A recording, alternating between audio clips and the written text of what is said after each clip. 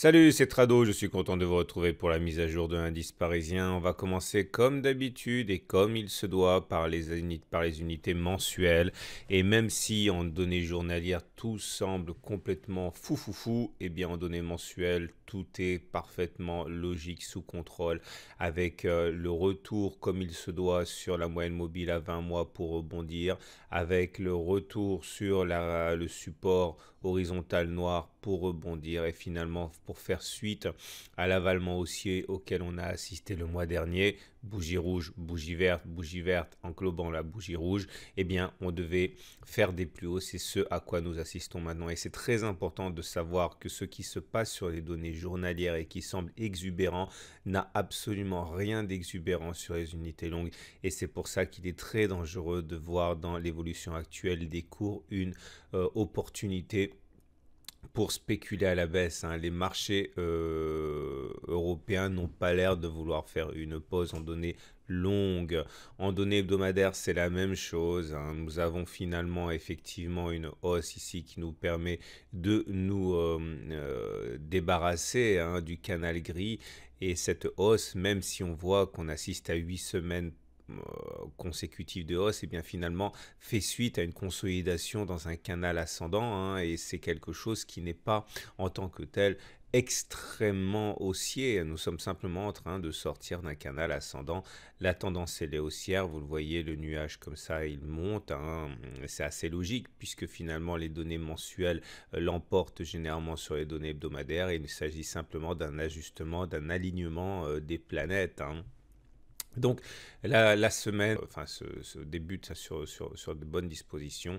On a eu un croisement fort M7, M20, on en a déjà parlé précédemment et tout ça nous met dans une situation assez favorable. On passe aux données journalières, on va commencer comme d'habitude par les unités, les données fondamentales. Alors c'est très intéressant de voir que lorsque les opérateurs chaussent leurs lunettes roses, même des nouvelles qui pourraient être assimilées à de mauvaises nouvelles sont plutôt bien accueillies. Par exemple, le fait que l'accord politique italien avec des partis anti-européens pourrait complètement fragiliser l'Europe, mais finalement, on voit surtout qu'on avance dans le choix d'un chef de gouvernement.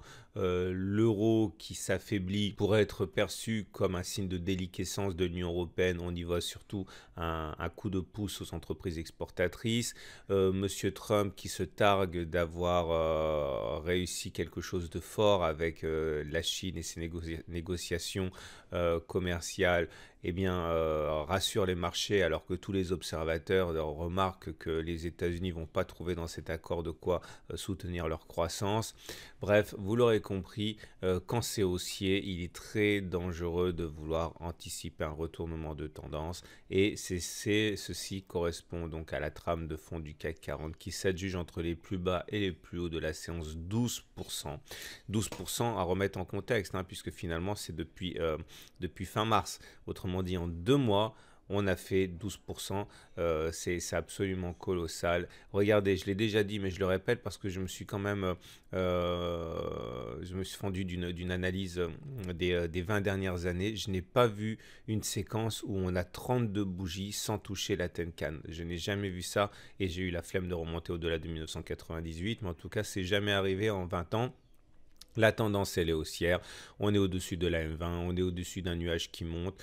On avait des limites, j'en ai parlé pendant des mois. C'est la zone 5545 000 qu'il fallait absolument franchir à la hausse pour avoir des évolutions significatives. Et bon, maintenant, c'est fait depuis 1, 2, 3, 4, 5, 6, 7 séances. C'est pour ça que des forces haussières se libèrent. Regarde des indicateurs techniques qui font état d'un surachat évident. Bon, si ça ne suffisait pas d'avoir des cours au-dessus de la Tenkan depuis 32 séances, on a également le RSI qui est dans sa zone de surachat au-dessus de 70 depuis des semaines et des semaines.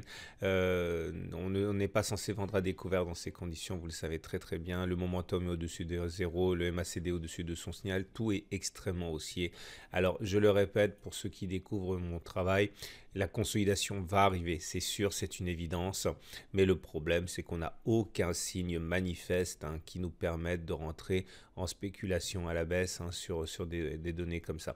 Vous remarquerez que le plus haut de la séance du jour correspond à un échec sur la petite droite ascendante orange qu'on a identifiée ici.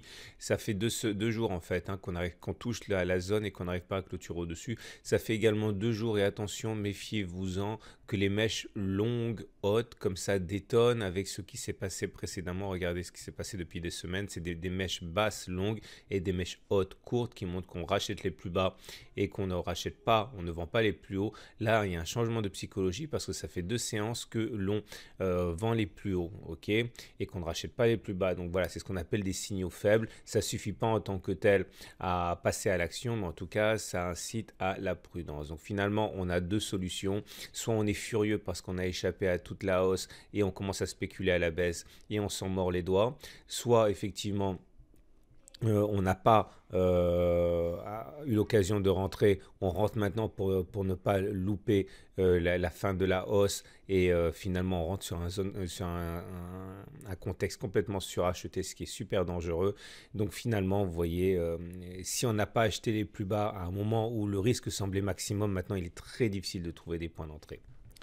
Donc maintenant, regardez pour terminer les données journalières, enfin les données horaires comme d'habitude. Alors j'ai déjà retravaillé le graphe. Comme vous le savez, vous trouverez la matrice de trading pour lundi sur le site. Voilà ce que j'ai pour mardi.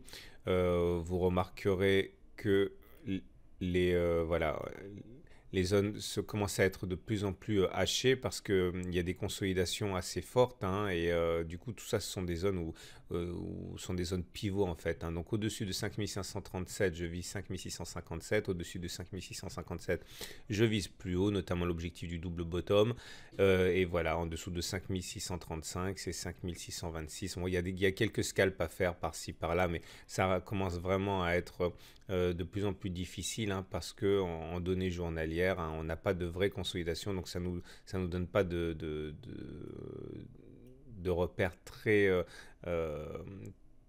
distants pour bénéficier de vagues importantes. Voilà, je vous souhaite une très bonne journée, je vous dis à demain pour la mise à jour.